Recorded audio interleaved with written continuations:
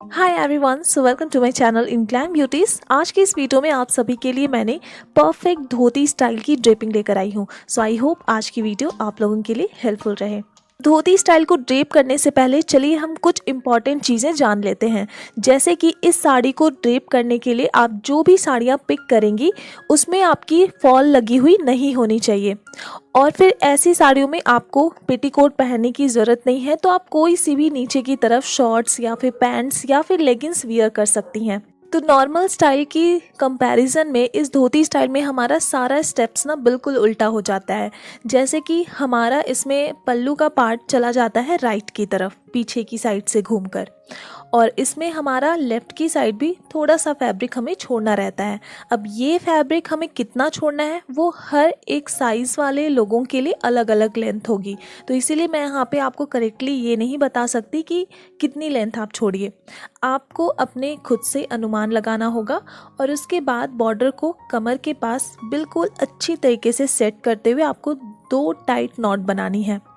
मैं आपको tight not इसीलिए बनाने बोल रही हूँ क्योंकि आगे की जो भी स्टेप्स होंगी वो आपकी इसी टाइट नॉट पे ही पूरी तरीके से डिपेंड करेंगी। तो अब देखिए, यहाँ पे जो बॉर्डर है ना कमर के पास, अगर आप नॉट बनाती हैं तो देखिएगा कि वो ज़्यादा ना मुड़े। अब ये वाली जो लेंथ है वो हमारे पैरों के बीच से होते हुए पीछे की तरफ चली जाएगी।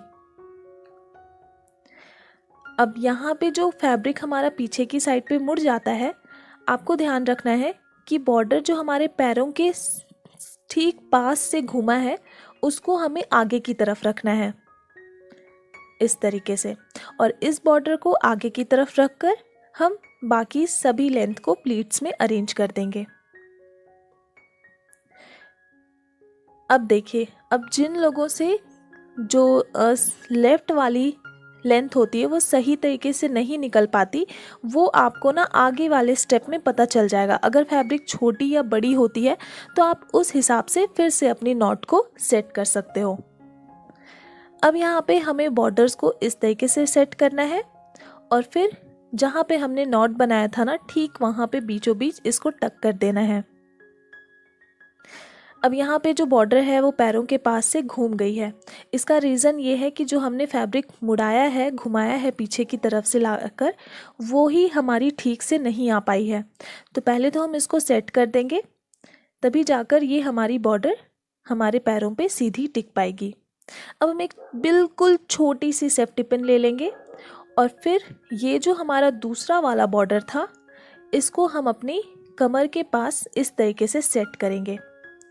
इसका थोड़ा सा हिस्सा जो है हम इसको अंदर की तरफ पुश करते हुए बिल्कुल सीधी कर लेंगे और फिर इसको हम पीछे की तरफ घुमाकर इस तरीके से टक कर देंगे। देखिए, जहाँ पे सेफ्टी पिन यूज़ करना होगा ना, सिर्फ मैं उन्हीं जगहों पे आप लोगों को बताऊंगी। बाकी अननेसेसरी सेफ्टी पिन्स कहीं भी आपको यूज़ नहीं करनी है। पैरों के पास कई लोग बोलते हैं कि सेफ्टी पिन यूज़ कीजिए, बट अगर आपकी बॉर्डर खुद से ही ठीक हो जा रही है, सेट हो जा रही है, तो फिर क्या ज़रूरत है सेफ्टी पिन यूज़ करने की। अब पीछे की फैब्रिक को टक करने के बाद ही हम अपने यहाँ पे सेफ्टी पिन यूज़ करेंगे, क्योंकि हमें पता नहीं होता कि पीछे की साइड पे कितनी फैब्रिक घूम रही है और कितना फैब्रिक टक हो रहा है, तो उसी के हिसाब से ही हम बाद में यहाँ पे पिन यूज़ करेंगे। अब देखिए, एक सेफ्टी पिन ना हमारे बैक साइड पे भी यूज़ होगा, लेकिन वो अभी नहीं होगा। जब हम दूसरी पैर को भी सेट कर देंगे ना, उसके बाद दोनों ही साइड की फैब्रिक को साथ में लेकर हम सेफ्टी पिन लगाएंगे। तो ये देखिए, हमारा लेफ्ट लेग का जो भी ड्रेपिंग था वो कंप्लीट हो चुका है एकदम परफेक्टली। अब हम इसी तरीके से राइट की फैब्रिक को भी ले जाएंगे पीछे की तरफ, और जो भी बॉर्डर यहाँ पे घूम रहा है ना, इसको हम यहीं पे सीधी करती हुई चलेंगे। अब हमारा ये जो है पल्लू वाला पार्ट है, तो इसमें हमारा ये जो नीचे वाला बॉर्डर है, इस बॉर्डर से हम स्टार्ट करेंगे प्लीट्स बनाना, क्योंकि ये बॉर्डर हमारे पैरों के बिल्कुल ऊपर की तरफ ही रहेगा। तो इसीलिए बॉर्डर की जितनी चौड़ाई है हम उसी के अकॉर्डिंग लेते हुए चलेंगे फैब्रिक, और इसी से हमारा ना अंदाज़ मिलेगा कि दूसरे साइड पे भी हमने बॉर्डर ही लिया हुआ है। तो इसीलिए दोनों ही साइड पे अगर बॉर्डर की चौड़ाई हम रखेंगे तो प्लीट्स की चौड़ाई बिल्कुल बराबर होंगी। तो अब हम इसकी जितनी भी लॉन्ग लेंथ है उसको इसी तरीके से इन्हीं सीक्वेंस में ही पकड़ लेंगे। तो मेरी इस पल्लू लेंथ में ना ब्लाउज पीस भी अटैच्ड है, जिसकी वजह से मैं बीच बीच में ना यहाँ पे सेफ्टी पिन यूज़ करती चलूँगी। लेकिन आपको अननेसेसरी पिन्स यूज़ करने की ज़रूरत नहीं है। आप चाहो तो केवल यहाँ पे प्लीट्स बना के उसको आयरन कर सकते हो या फिर हाथों से प्रेस कर सकते हो। अब देखिए, हमें ये प्लीट्स तब तक बनानी है जब तक कि हमारे पैरों के पास ये टाइट ना हो जाए। अब देखिए बिल्कुल टाइट हो चुकी है, तो अब हम इसको अपने कंधे पे सिक्योर कर देंगे। कंधे के पिन जैसे आप नॉर्मली साड़ी में लगाते हो बिल्कुल आपको वैसे ही लगानी है, कोई अलग से यहाँ पे स्टेप्स करने की ज़रूरत नहीं है। अब इसके बाद देखिए साइड में ना हमारा जो है थोड़ा सा फैब्रिक पीछे की तरफ से भी जाएगा, लेकिन उससे पहले हम अपनी सामने की तरफ वाली ये जो बॉर्डर है हमारी नेक पे ना चढ़े उसका हम जुगाड़ कर लेते हैं। तो यहाँ पे आपको सभी प्लीट्स एक साथ पकड़ना है, केवल ऊपर वाला जो बॉर्डर है उसको हल्का सा ऊपर की तरफ चढ़ाते हुए एक छोटा सा प्लीट आपको बनाना है और फिर उस प्लीट को भी सभी प्लीटों के साथ पकड़कर एक जगह पे सेफ्टी पिन से सिक्योर कर देना है। यहाँ पे जो आप पिन लगाओगे ना, कोशिश कीजिएगा कि बिल्कुल छोटी वाली पिन रहे, क्योंकि बस हमें यहाँ पे इन सभी को इस तरीके से सेट करना है ताकि ये बॉर्डर बार बार ऊपर की तरफ ना उठे।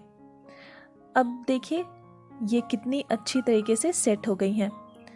तो जैसे कि मैंने आपको बताया था कि यहाँ पे हल्का सा लेंथ पीछे की तरफ भी जाएगा, तो यहाँ पे हम एक छोटी सी प्लीट इस तरीके से घुमाएंगे और फिर पीछे की तरफ इनको टक कर देंगे।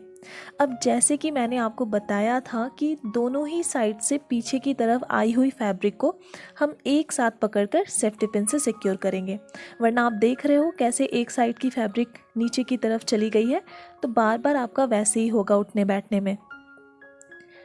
तो इस जगह पे पिन लगाना बहुत इम्पॉर्टेंट है। ये देखिए मैं यहाँ पे एक साथ दोनों ही फैब्रिक को पकड़ ले रही हूँ और पीछे की तरफ जो आपका फैब्रिक फूलता है ना उसको भी आप साथ में ले लीजिए, क्योंकि इसी रीज़न से ही आपका जो धोती स्टाइल का बैक साइड होता है कई बार मेसी हो जाता है। अब ये जो साइड से बॉर्डर आया है ना, हमें बस इसको इस तरीके से यहाँ पे सेट कर देना है। अब यहाँ पे भी हमारी इस लेग के पास बॉर्डर घूम गया है, तो इसको भी हम सेट कर देंगे।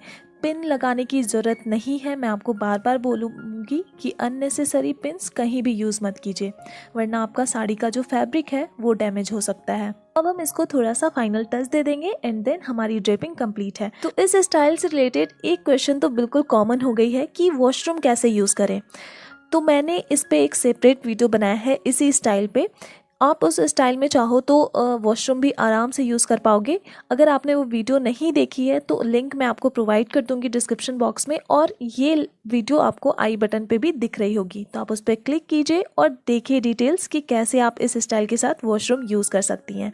मैं मिलती हूँ अब नेक्स्ट वीडियो में।